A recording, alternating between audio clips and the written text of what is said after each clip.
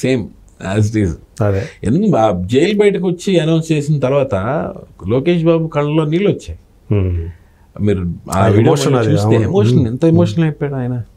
చాలా ఎమోషనల్ అయిపోయాడు. అంటే ఒక బిగ్ బ్రదర్ లాగా చూశాడు టక్మని వచ్చి.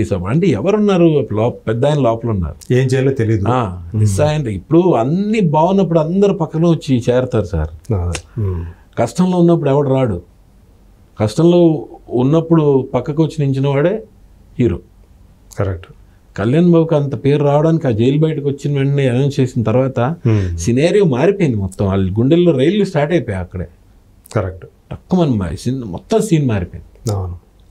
అంత హ్యూమిలేట్ చేసి పాపం లోపల పెట్టి ఆయన్ని, ఆ వయసు ఆయన్ని కుర్చీ ఇవ్వకుండా ఎవరో కూడా దాన్ని సపోర్ట్ ఆడి తప్ప ఆ పార్టీ మిగతా వాళ్ళు ఎవరు కూడా ఆయన చేసిన పని సపోర్ట్ చేసిన వాళ్ళు ఎవరు లేరు ఆ టైంలో.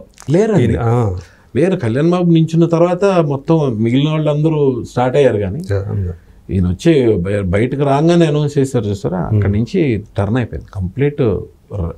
ఏపీ రాజకీయాలు మొత్తం మారిపోయాయి. అదే అంటే ఆ రోజు వాళ్ళు వైసీపీ వాళ్ళు ఏదైతే చేశారో చంద్రబాబు నాయుడు గారి విషయంలో, వైసీపీ వాళ్ళు తప్ప మిగతా ఎవరు కూడా దాన్ని హర్షించలేదు. అవును, ఆ చర్యని.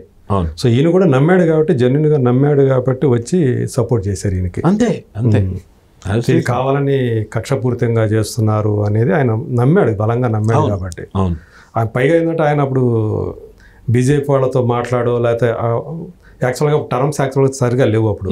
అయినా కానీ ఆయన అంతలో ఓన్ డెసిషన్ తీసుకొని ఆయన తర్వాత మిగతా జరిగేదో తర్వాత చూద్దాం అన్నట్లుగానే ఆయన ఆ రోజు సపోర్ట్ చేసి వీళ్ళకి.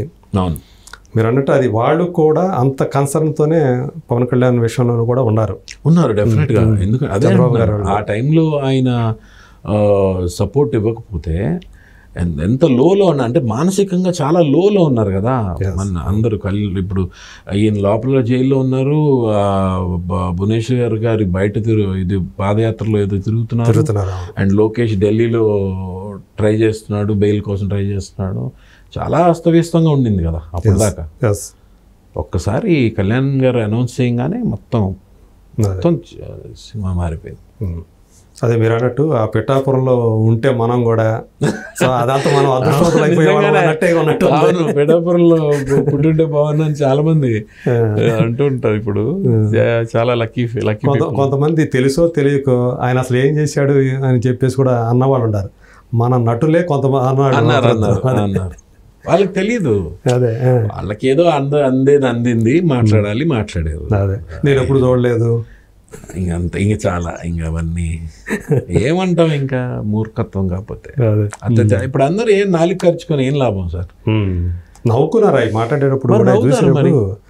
అంతే నవ్వుతారు. ఎందుకంటే ఆయన చేసిన పనులు బయట తెలియకపోవచ్చు, మీకు తెలియదా? ఇండస్ట్రీలో విత్ ఇన్ ద ఇండస్ట్రీ మీకు తెలియదా ఎటువంటి వాడు ఏంటి? అవునండి, డైరెక్ట్గా ఇప్పుడు ఆవిడ ఏమైనా ఆయనతోటి కొంచెం జర్నీ చేస్తే చెప్పాలి.